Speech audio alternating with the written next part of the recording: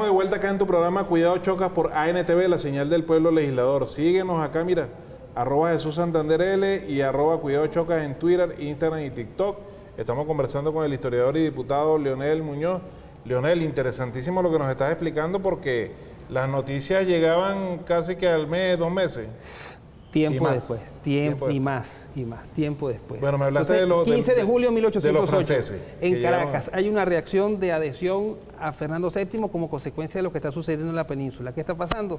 Que las abdicaciones de Bayona, que eso no lo mencionamos, los Borbones renunciaron todos a la corona de España en Bayona, que es una zona fronteriza entre España y Francia.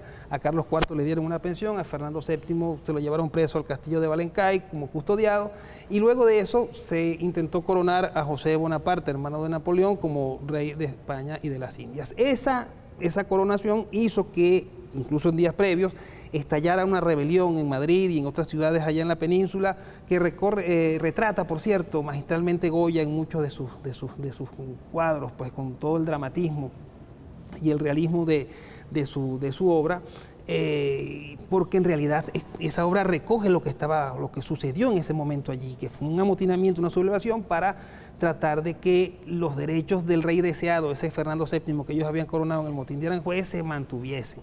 Ahora, esa guerra de independencia de España contra Francia tenía que tener una expresión política.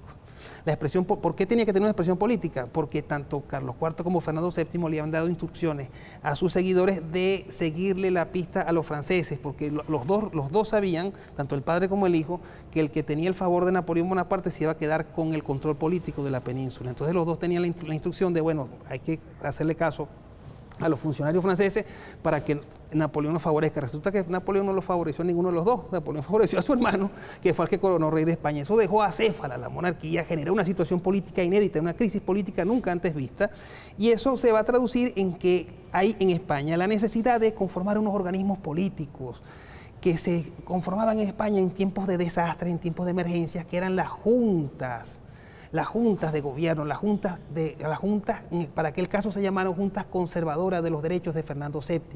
Esas juntas se van a convocar y se van a conformar en todas de cada una de las provincias de España, y se va a conformar luego una junta central y gubernativa en 1809. En la conformación de esa junta central, o para la conformación de esa junta, van a ser llamados a estar presentes representantes americanos.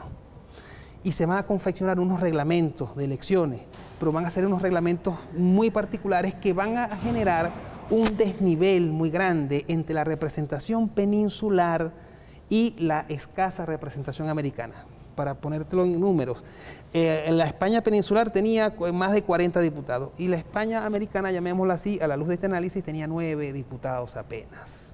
Entonces, en el año 1809 hay una protesta general americana en torno a ese desnivel, en torno a esa desigualdad. Y en América se dice, por ejemplo, Camilo Torres, neogranadino, en su famoso Memorial de Agravios, nosotros somos tan súbditos de Fernando VII como lo son ustedes. Y no es justo que un virreinato que tenía millones de habitantes como el de la Nueva España apenas tenga un representante, cantidad de diputados similar a la que tenía apenas un municipio, pongámoslo así, una pequeña provincia de las que tenía lugar. 1809.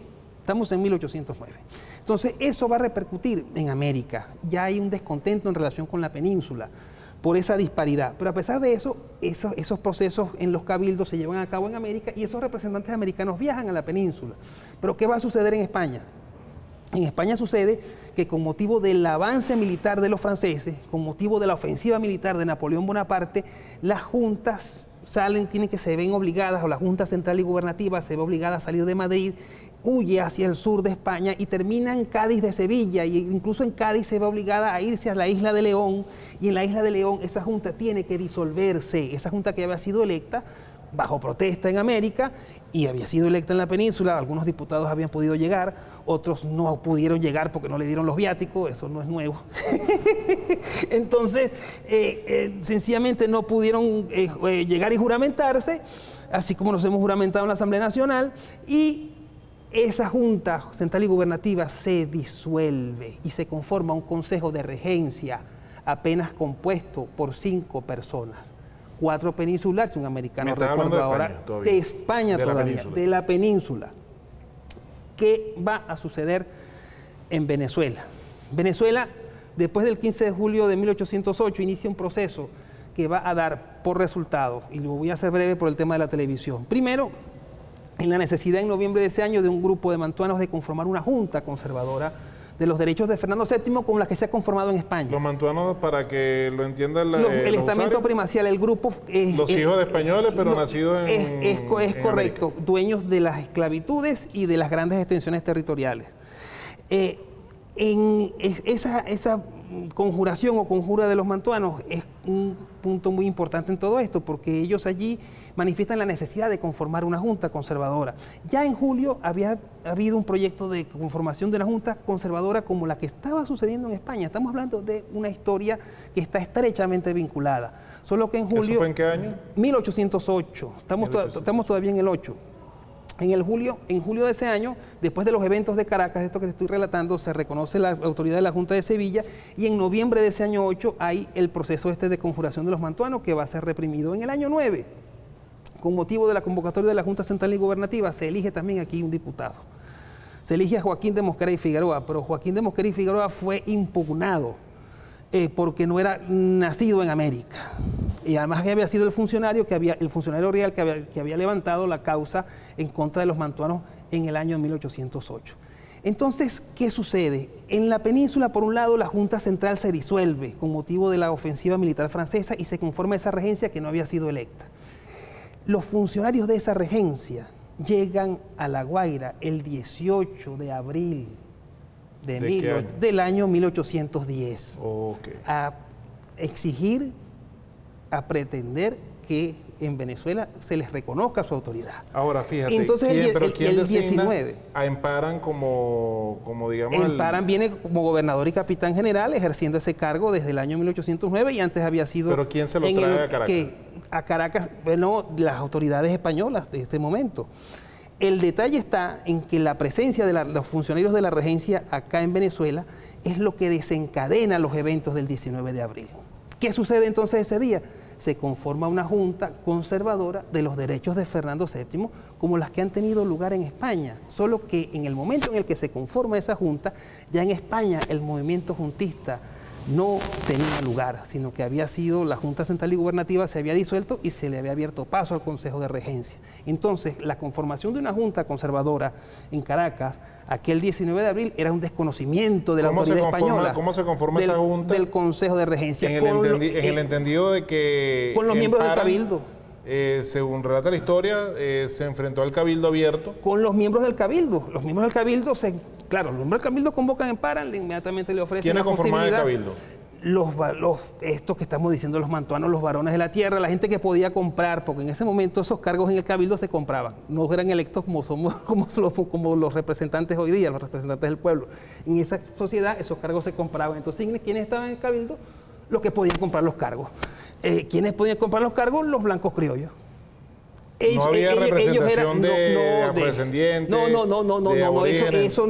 Eso no está planteado. Eso es un proceso que se va a ir construyendo históricamente. Jesús. Bueno, vamos a un corte y ya regresamos para que nos siga contando qué pasó ese 19 de abril en ese Cabildo abierto. Ya regresamos.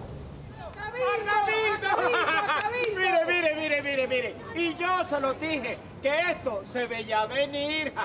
Después de que el 19 de abril de 1810, año y medio después, el día 5 de julio de 1811, el Congreso de la República redactó nuestra acta de independencia, donde nos declarábamos libres del yugo español. Bueno, miren, ¡ojo pelado Venezuela! ¡Somos libres! ¡Somos libres! Bienvenido, generalísimo Francisco de Miranda. Gracias, hermano, gracias. Venga, un abrazo. Amigo por siempre, porque hay amigos eventuales. Mire, mi general, mire. Este pueblo lo aprecia y lo espera. Gracias, amigo. Les traigo la mejor noticia del siglo.